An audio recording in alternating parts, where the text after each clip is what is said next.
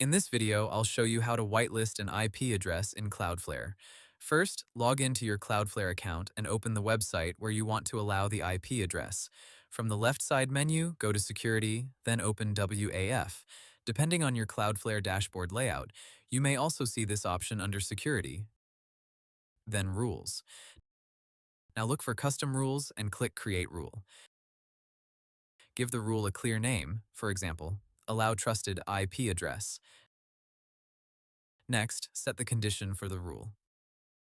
Choose IP source address, then select equals, and enter the IP address you want to whitelist. For example, if you want to allow one specific IP address, enter it exactly as provided. If you want to allow a full range of IP addresses, you can enter the range in CIDR format, such as /24. After that, choose the action skip or allow, depending on what you want the rule to do. If you want the IP address to bypass certain Cloudflare security checks, choose skip, then select the protections you want to skip, such as WAF managed rules, security level, or rate limiting. If you simply want Cloudflare to allow requests from this IP address, choose Allow. Once everything is set, click Deploy or Save.